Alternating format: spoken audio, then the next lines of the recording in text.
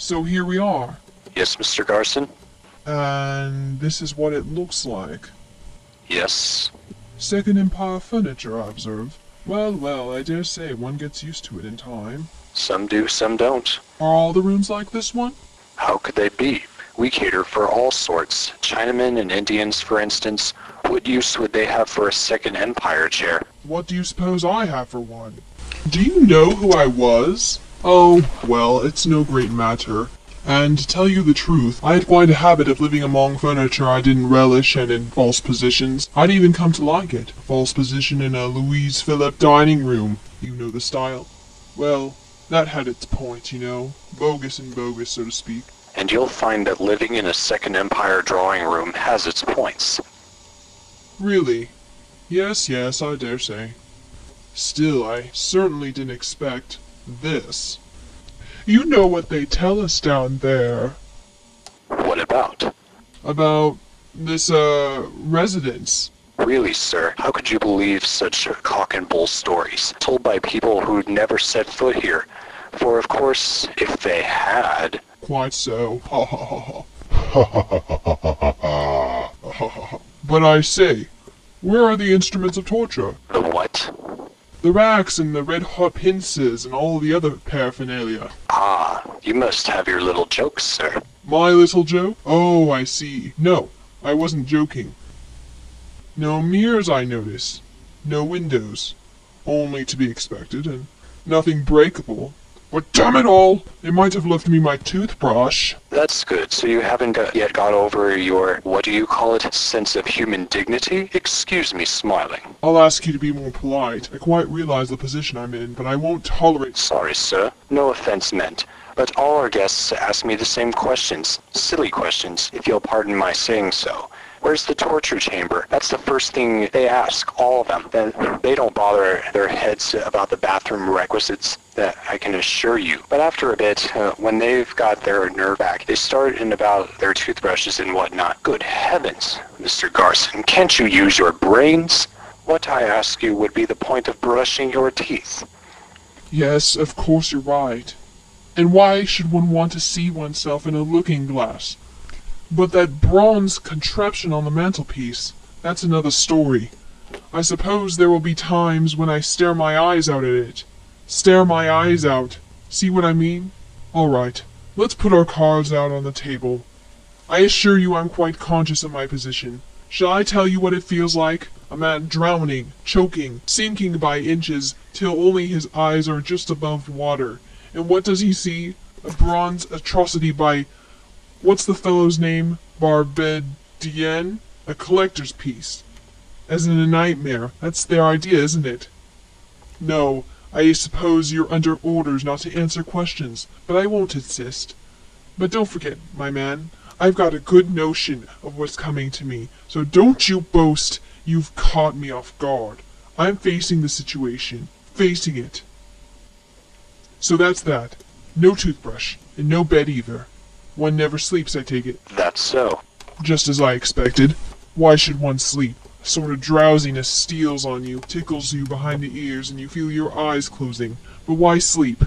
You lie down on the sofa, and in a flash, sleep flies away, miles and miles away, so you rub your eyes, get up, and it starts all over again. Romantic, that's what you are. Will you keep quiet, please? I won't make a scene. I shan't feel sorry for myself. I'll face the situation, as I said just now, face it fairly and squarely. I won't have it springing at me from behind before I've time to size it up. You call that being romantic. So it comes to this. One doesn't need rest. Why bother about sleep if it isn't sleepy? That stands to reason, doesn't it? Wait a minute. There's a snag somewhere. Something disagreeable. Why now should it be disagreeable? Ah, I see. It's life without a break. What are you talking about? Your eyelids. We move ours up and down. Blinking, we call it. It's like a small black shutter that clicks down and makes a break. Everything goes black. One's eyes are moistened. You can't imagine how restful, refreshing it is. 4,000 little rests per hour. 4,000 little respites. Just think. Oh, that's the idea. I'm to live without eyelids. Don't act the fool. You know what I mean. No eyelids, no sleep. It follows, doesn't it? I shall never sleep again, but then how can I endure my own company? Try to understand, you see, I'm fond of teasing. It's a second nature with me, and I'm used to teasing myself. Plaguing myself, if you prefer. I don't tease nicely, but I can't go on doing that without a break. Down there I had my nights. I slept. I always had good nights. By way of compensation, I suppose. And happy little dreams. There was a green field, like an ordinary field. I used to stroll in it. Is it daytime now? Can't you see? The lights are on. Ah, yes, I've got it. It's your daytime.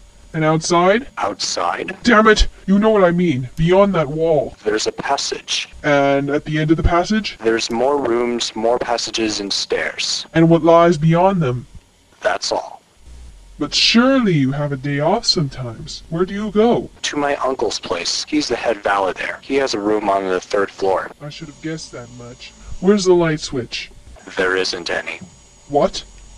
Can't one turn off the light? Oh, the management can cut off the current if they want to, but I can't remember their having done so on this floor. We have all the electricity we want. So one has to live with one's eyes open all the time? To live, did you say? Don't let's quibble over words. With one's eyes open forever, always broad daylight in my eyes and in my head. And I suppose I took that contraption on the mantelpiece and dropped it on the lamp. Wouldn't it go out? You can't move it. It's too heavy. You're right, it's too heavy. Very well, sir. If you don't need me anymore, I'll be off. What? You're going? Wait, that's a bell, isn't it? And if I ring, you're bound to come? Well, yes, that is so in a way, but you can never be sure about that bell. There's something wrong with the wiring, and it doesn't always work. It's working all right. So it is. But I shouldn't count on it too much if I were you. It's capricious. Well, I really must go now. Yes, sir? No, never mind. What's this? Can't you see? An ordinary paper knife. Are there books here? No. Then what's the use of this? Very well, you can go.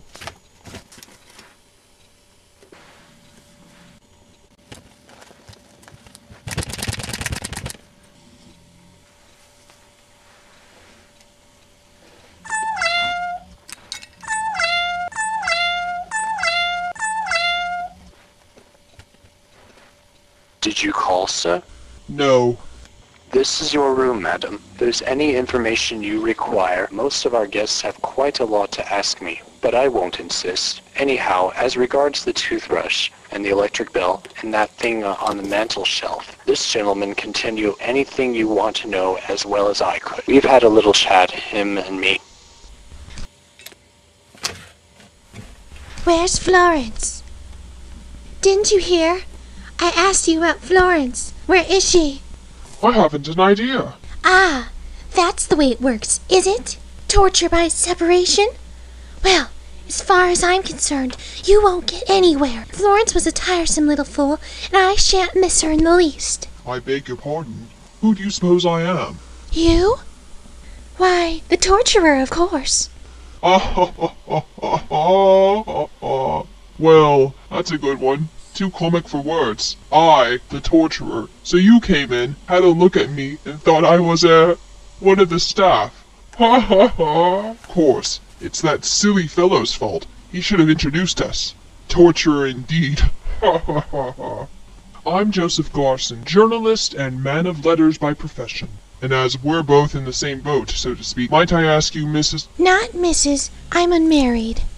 Right. That's a start, anyway. Well now, that we've broken the ice, do you really think I look like a torturer? And by the way, how does one recognize torturers when one sees them? Evidently you've ideas on the subject. They look frightened. Frightened? But how ridiculous! Of whom should they be frightened? Of their victims?